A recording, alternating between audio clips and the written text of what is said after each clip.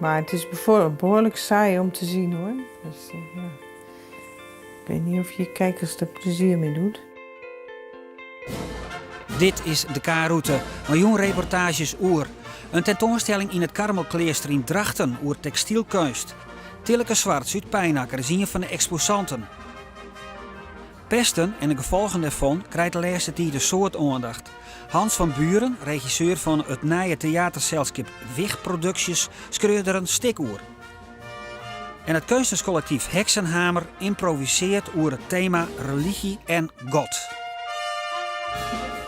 Friesland heeft er weer een nieuw theaterselschap bij, Wig Producties. Het eerste stuk dat ze nu komen heet Snode Plannen en gaat door pesten. Hans van Buren is de schreeuwer van het stuk, maar ik de regisseur van het nieuwe selschap. Nou, dit is de vertakking. Dit zijn de plekken waar ik dus zo door geïnspireerd word om voorstellingen te maken. Ik heb de afwijking dat ik dit soort dingen altijd als decor zie. En altijd wel mogelijkheden zie voor... oh, maar dit is leuk of dat is leuk. Ja, de roeg, dat lukt hij wel, hè? Ja.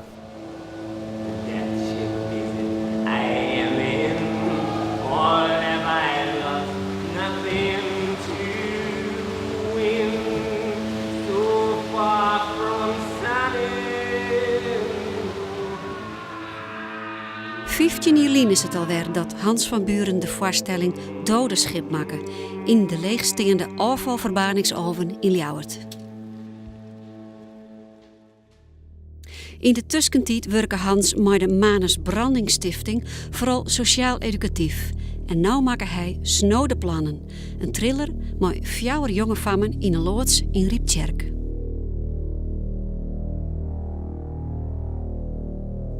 Mijn zin een onheimische locatie. 4 vriendinnen worden hier hingelokt. Stil eens. Maar toch waar. Ze verdinken elkaar.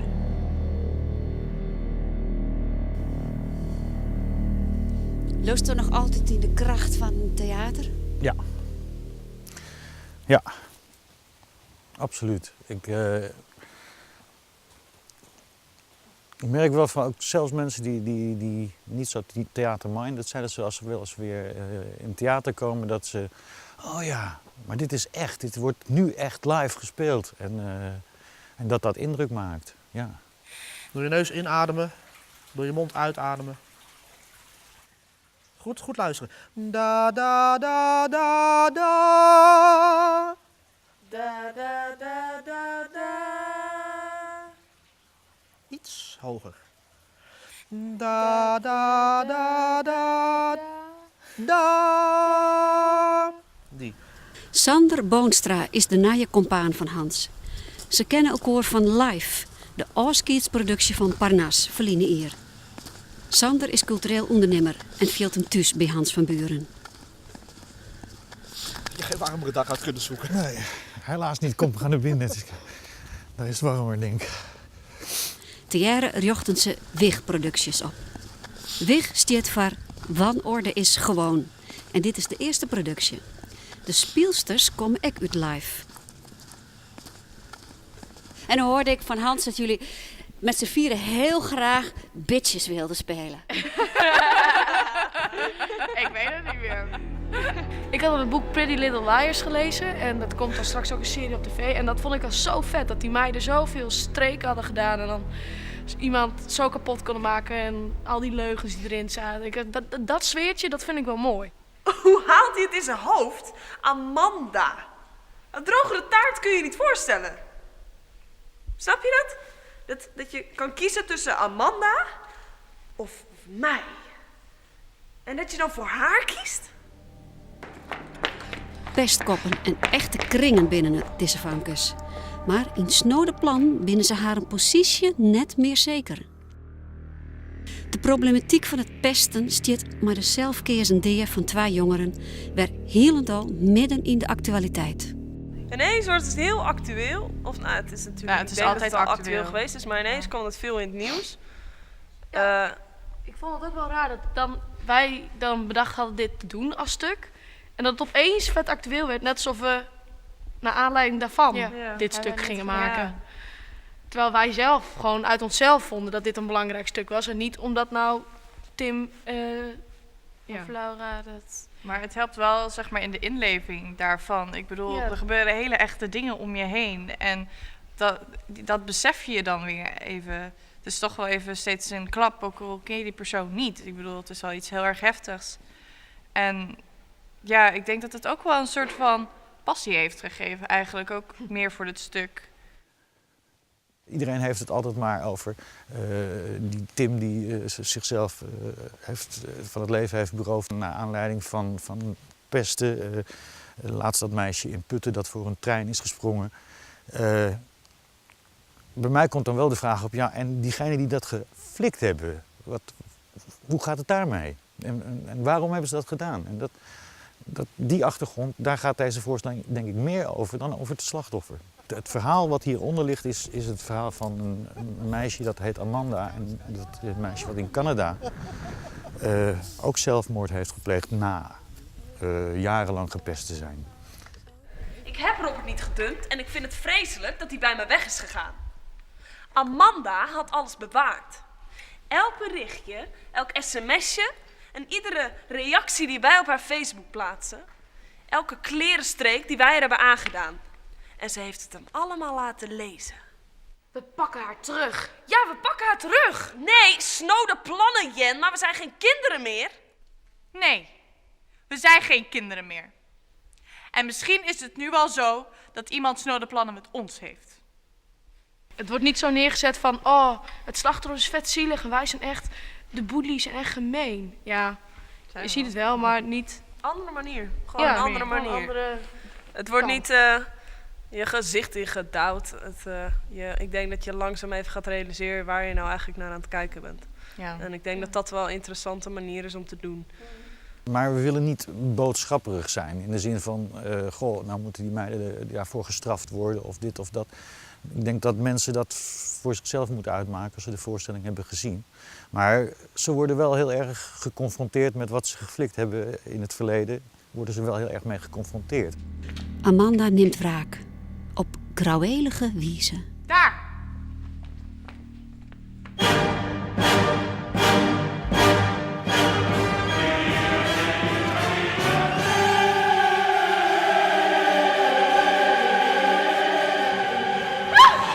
Jezus! Help dan! Help dan! Amanda!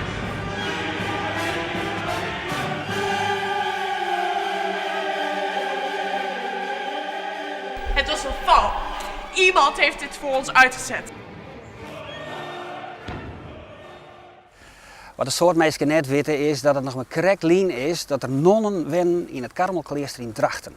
Ietsje Hofstra, die er nou winnen, die wil het feit dat de laatste non 20 jaar lien door achter het dichtdier markeren met een tentoonstelling. En dat is de tentoonstelling Stitch worden, over textielkunst. Een van de deelnemende kunsters is Tilleke Zwarts. Ze wint het in Pijnakker. Wij zochten haar op en door die blikken dat ze ook nog een speciale boom in Friesland heeft.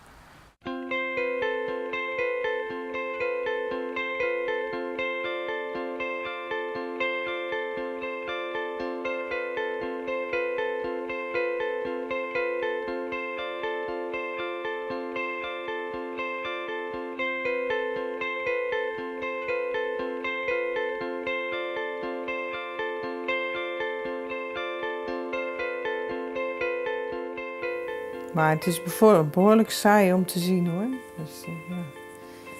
Ik weet niet of je kijkers er plezier mee doet. Nou, dat valt wel wat ta. Het werk van Tilleke Zwarts is maar jucht monnikenwerk te nemen. Of nonnenwerk, zullen ze in Drachten wel zeggen.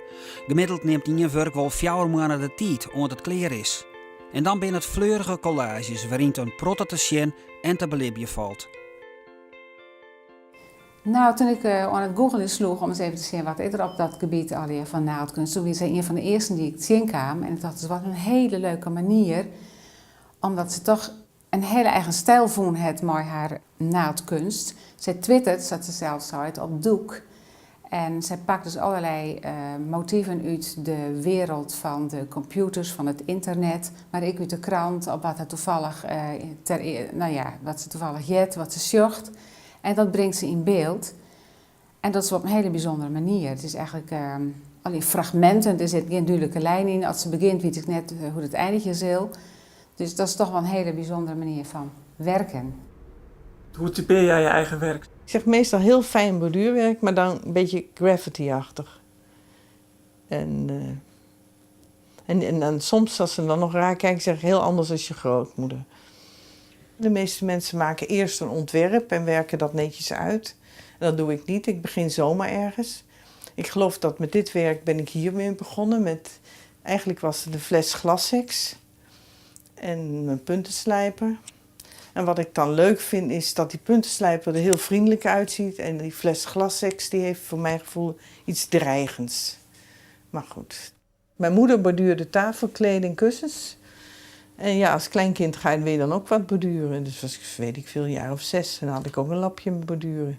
Ik vond het leuk om te doen, dus toen ik op de kunstacademie zat, toen tekende, schilderde ik daar. En thuis borduurde ik. En op een gegeven moment heb ik dat ook een keer meegenomen om te laten zien. Het was toen nog heel traditioneel. En toen zei mijn docenten eigenlijk, waarom borduur je niet zoals je tekent? Nou, en zo is het gekomen. Vrijwel al mijn werken, dat gaat over van alles en nog wat. Maar niet over één ding. Want dus, dan zou je het ook echt van tevoren moeten ontwerpen, omdat je boodschap dan centraal zet en zo. En dat doe ik niet. En ook mijn teksten. Ik heb niet een zware boodschap ermee. Want ik vind, als je de wereld wil veranderen, moet je niet gaan borduren. Dan ga je in de politiek. Heb ik vroeger ook gedaan. Ben ik ook nog politiek actief geweest. Maar... Toch nog borduren. Ja.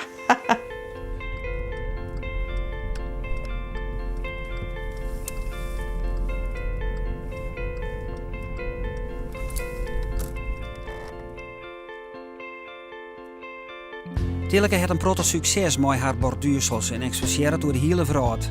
Geregeld met haar werk op reis en dus nou ik nooit drachten. Dat de werken in Friesland een sjem binnen, het voor haar een bijzondere betjutting.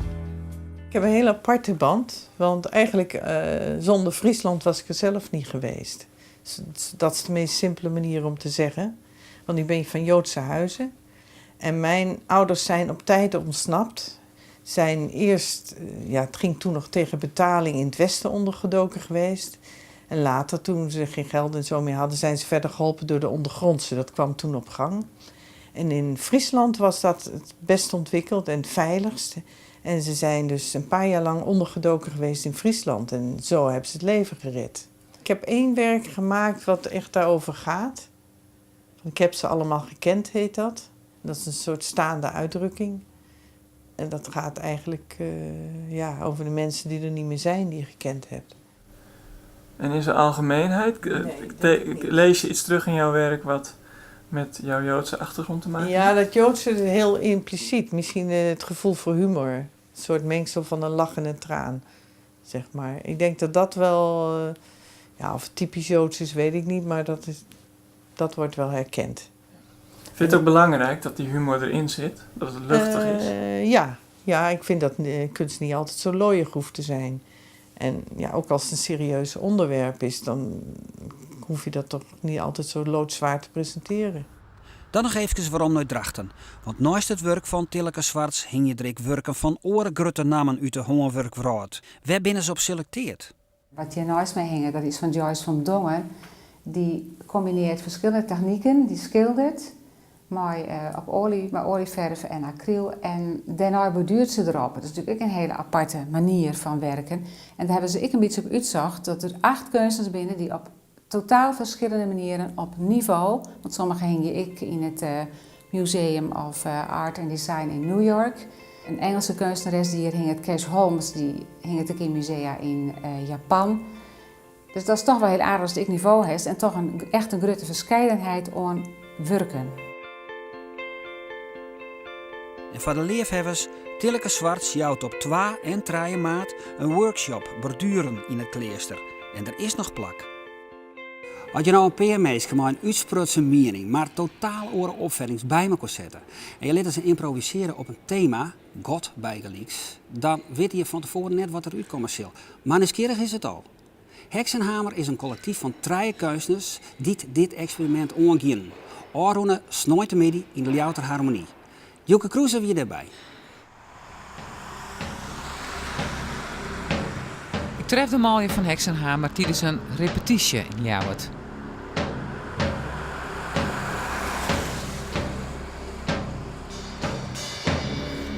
Kleine donkere grot, daar staat hij verstopt. Ja, daar staat hij verstopt, in een kleine donkere grot. En de deur op slot, ja, en de deur op slot. Koud tot op het bot, in de kleine donkere grot. Het duurde veel te lang, hij zat daar veel te lang. Bijtend op zijn wang, niet meer in bedwang. Ook veel te lang alleen, ja veel te lang alleen. En toen het licht verdween, duister om hem heen.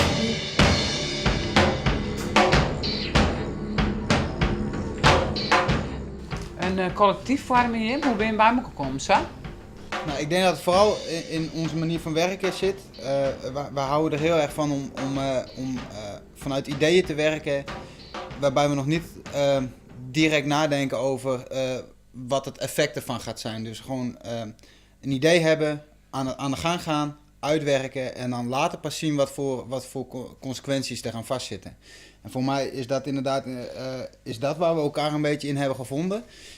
En daar zit ook de spanning in. En we proberen onszelf ook de hele tijd en elkaar op dat niveau continu aan te spreken. Zo. En we maken een heel prototeren, dus toch van ja, in plaats van dat we maar ons producten zien elkaar concurreren of zo, kunnen we beter, nou ja, echt geerwerken aan dingen combineren en dingen, ja, van een wat toekomstvisie ontwikkelen. Een heel soort producten gaat het in ieder geval opleveren, de oude het hier. Wat voor producten? We hebben een aantal bands. We hebben nu Kraken Mijn Wolkenkrabbers een EP en een cd, een albumopname uitgebracht. We hebben een aantal theatervoorstellingen maken. We zijn een paar keer naar het buitenland geweest met wat bands. En ja. En we leren, ja, we zijn heel soort aan het onderzoeken en dan leren we een heel soort van. En voor mij, creatief jong, is dat een heel groot pluspunt van dit collectief. Maar hoe ver hij ook kwam en hoe hoog hij ook klom, ze schopten hem naar de grond en ze trapten hem als een hond.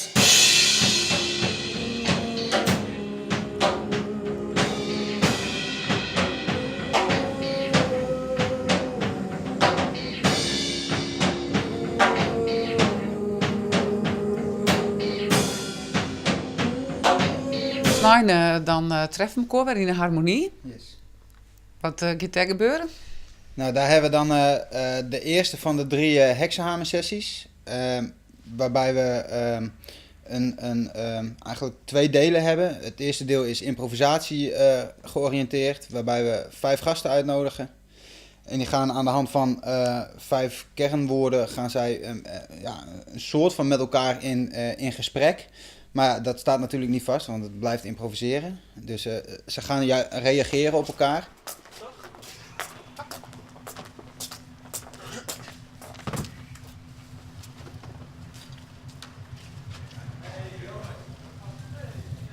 Een improvisatievoorstelling dus, maar dichter-kunster Jan Ketelaar en voorganger Richard Santingen. Het draaide uit op een soort van preek op muziek. My Life illustraties.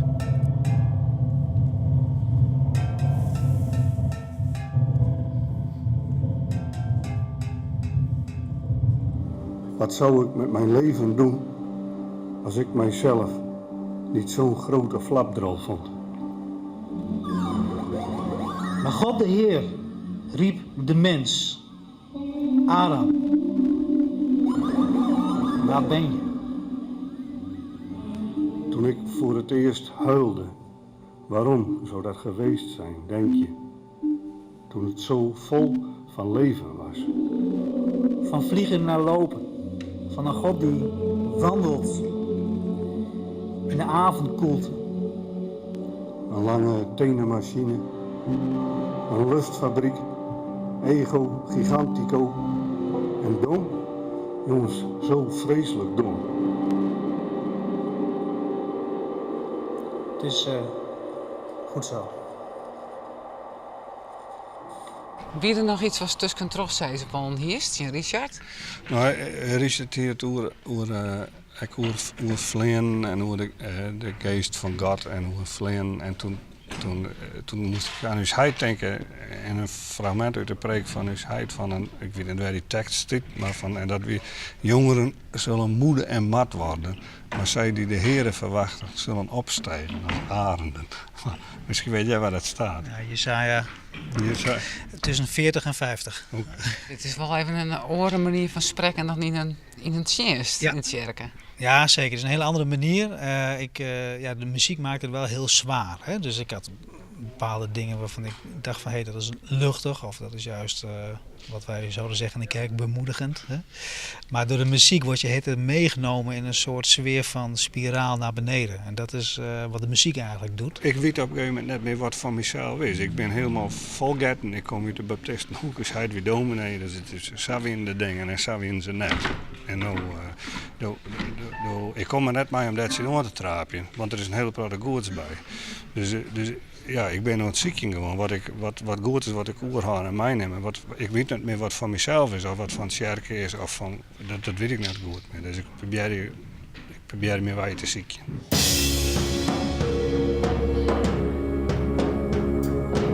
En tot besluit de intense voorstelling De Broer van God van Heksenhamer.